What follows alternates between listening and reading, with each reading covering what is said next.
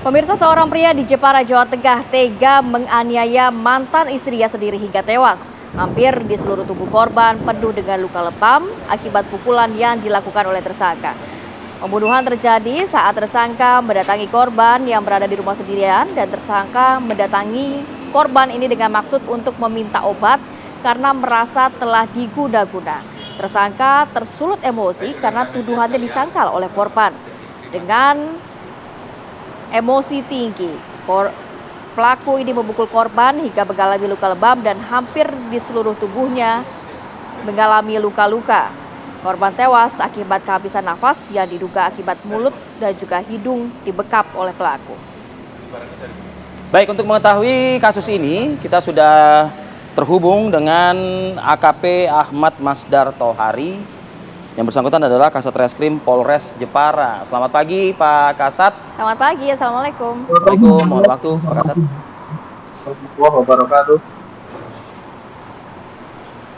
Pak Kasat bisa mendengar suara kami, Pak? Bisa Mas, bisa. Baik, Pak Kasat, duduk perkara kejadian ini, Pak, dan juga motif mungkin bisa diinformasikan. Jadi menurut pengakuan dari tersangka bahwa tersangka ini merasa diguna-guna sama mantan istri. Jadi mereka merasa diguna-guna sama mantan istrinya, makanya pada saat istrinya berada di rumah sendirian, mantan suaminya ini mendatangi ke mantan istrinya itu dan meminta obat untuk guna-guna itu. Dan mantan istrinya ini merasa tidak mengguna-guna suaminya ini. Jadi akhirnya mereka terjadi cekcok dan dianiaya. Dan sebelum penganiayaan ini pun pada 7 bulan yang lalu mantan suaminya ini juga melakukan penganiayaan terhadap istrinya dan mereka divonis oleh Pengadilan Negeri Blora 5 bulan dan mereka ini baru keluar selama 7 hari ini baru keluar dari LP Blora. Oke, Pak Kasat, bukti kuat apa begitu ya si pelaku ini mengklaim mantan istrinya ini mengguna-guna dirinya begitu?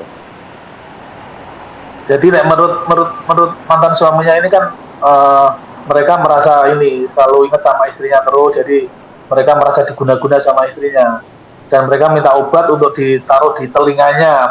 Menurut pengakuan si tersangka itu seperti itu, Mas. Pak Kasat, ini saat kejadian memang tidak ada yang berhasil menolong korban ya? Korban ini memang tinggal sendiri atau bagaimana? Ya, jadi korban ini tinggal sendirian di rumah. Jadi rumah itu sering kosong. Terus setelah mereka melakukan penganiayaan itu, mantan suaminya ini keluar dari rumah itu terus memberitahu sama anaknya bilang, "Nah, itu ibumu sudah meninggal."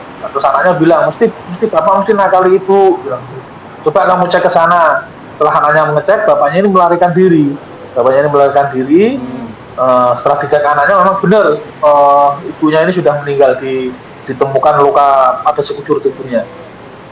Informasi yang menyebutkan pelaku ini mantan narapidana, Pak Kasat, boleh dikonfirmasi?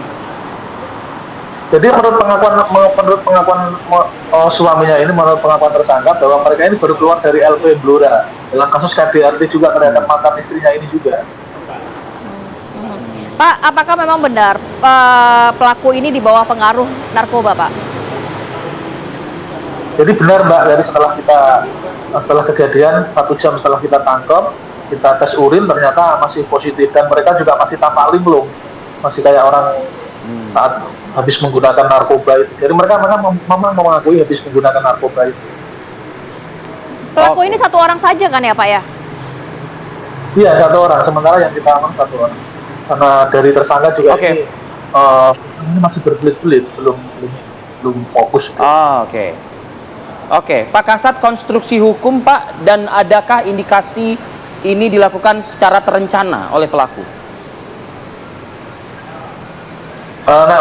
Menurut saya karena memang ini sudah dilakukan berulang-ulang, jadi si korban ini sudah sering kali mendapatkan KDRT dari mantan suaminya. Jadi dulu tahun 2013 atau 2014 mereka juga pernah melakukan peniriman pakai pertalit, di kakinya itu dibakar juga, jadi masih ada luka bakar juga di kaki perempuan itu. Baik, jeratan hukuman yang dikenakan kepada pelaku ini, Pak? Jadi kita kenakan pasal 338 dan atau 351 ayat 3 dengan ancaman hukuman 15 tahun. Baik. Terima kasih banyak AKP Ahmad Masdar Tohari, Kasat Reskrim Polres Jepara sudah berbagi informasi dan waktunya. Selamat bertugas kembali Bapak. Assalamualaikum. Assalamualaikum Pak. Terima kasih. Waalaikumsalam warahmatullahi wabarakatuh.